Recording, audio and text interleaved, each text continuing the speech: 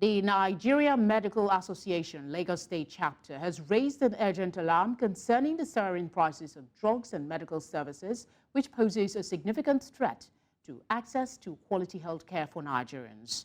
Chairman of the NMA Lagos chapter, Dr. Benjamin Olowojebutu, expressed deep concern over pharmaceutical companies leaving the market, leading to a nationwide surge in drug prices, severely impacting accessibility.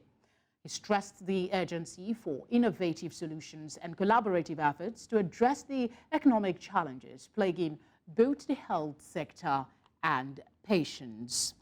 To shed more light on this, we are joined in the studios by the NMA chairman, of the Lagos chapter, Dr. Benjamin Olowojebutu. Doctor, good to have you with us in the studio. Thanks for joining us. Thanks, Felicity, for having me. How are you today? I am good. I could be better, though, considering what's going on across the board. Impressing us the severity of the situation and how urgently actions are needed to address it. So it's alarming that people can't afford to take their medical drugs again. For example, people that have continuous morbidity issues, hypertension, diabetes, they have to take their medicines every day, you know, to stay healthy, but they cannot afford it because the buying power has reduced, the life expectancy age has reduced also. You know, most of the pharmaceutical companies are leaving the country, and there's no political way to make them stay back. I remember when GSA came into the country back in the days, you know, they were told to build an important factory for local production of these medicines to reduce the cost of buying. But they didn't do that for 51 years that they were leaving. I think government didn't do well to ask them the right questions. Why are you leaving the country without doing what you're supposed to do? They just left that way, you know, and just that's just it. There's no repercussion for them with all the money they've made from this country and the economy. So for me, there has to be new innovation solutions to solve this problem. I'm glad that the Ministry of Health has transformed to social welfare, but we need to see clearly what that part is going to do for the vulnerable citizens of Nigeria, especially the elderly ones and the children.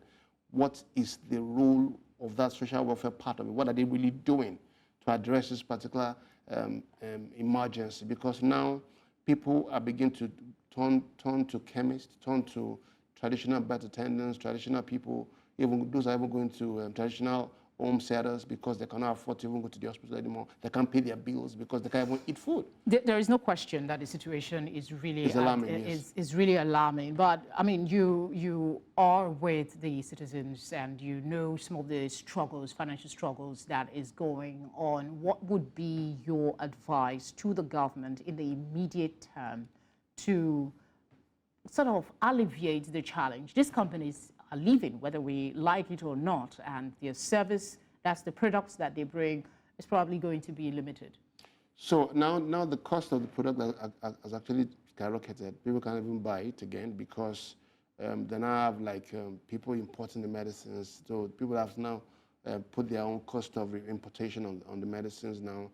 It's not very, very palatable. What I think government should do now is, first thing is to increase the budget allocation to healthcare. You know, we agreed in 2001 in Abuja Declaration that at least budget should be 15%. I know some states now have started doing it. I salute the governor of Benue State that has improved healthcare budget for Benue State to 15%. That's like thinking about the people, because for Nigerians, especially the elderly people and the very, very young under 5, we need a lot of investment in them. Healthcare is not an expenditure. Is an impact on social welfare. So government shouldn't think that when they're spending money on healthcare, their expense is an expenditure that they cannot account for. To create a right GDP for a country, the indices shows that the country has to be healthy. How do you make them healthy if you don't pump fund into the healthcare infrastructure? And I said the reason why people are leaving the country is not just the atmosphere alone. Is because what do they need to live their life properly are not readily available to them. There's insurance in America, there's insurance in the UK. The insurance we have in Nigeria is not even, you can't do other things in insurance. They're very, very minimal, you know, maybe malaria and typhoid. So you have cancer issues, you have issues with end-stage renal failure, you need a transplant, you can't get it by insurance. So government should set aside functional funds that addresses comorbidities and very deadly diseases in Nigeria: cancer, the end-stage failures, the chronic diabetes. It's important we invest in them and let it be available for people to see. This investment you're talking about, sometimes people say it takes a while for you to see return on these investments. Is it something that would, maybe investment is done today, we begin to see the benefits tomorrow, or it's going to be a while?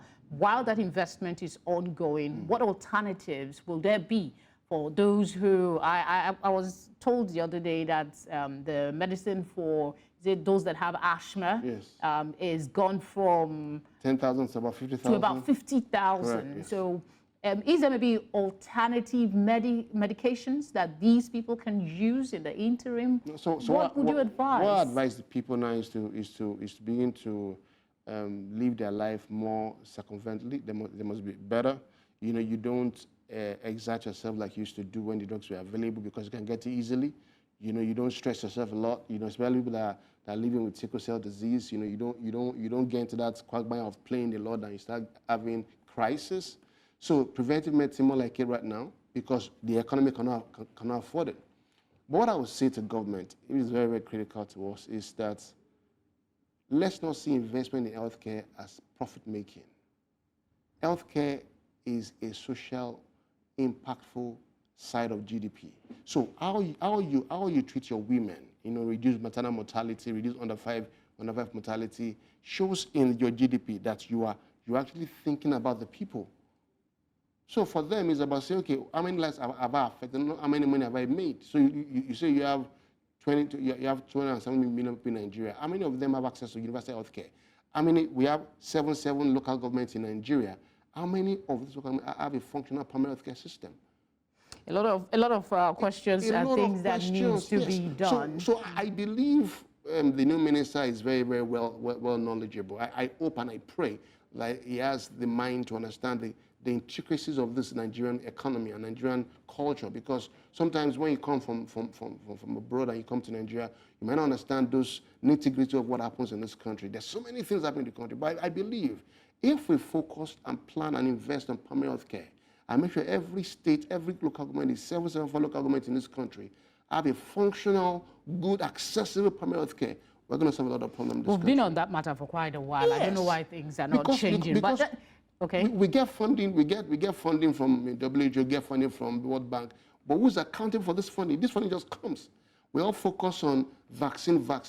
So we use the vaccine to bamboozle people. Well, let's hope that the minister will do something concrete. Yes, but before we let you go, while we're praying for him, what is the NMA in your capacity doing to help with the situation, basically in advising and counseling patients who might have high cost? I know there are other issues, but the one that a lot of persons are talking about is the high cost of drugs and medications that people need. So what we are doing now is telling people about preventive medicine. So don't stress, eat balanced diet, reduce your cholesterol laden food, People like to eat a lot of things outside, eat this, eat that, all this stuff. So reduce eating what is not balanced. Take a lot of water, rest.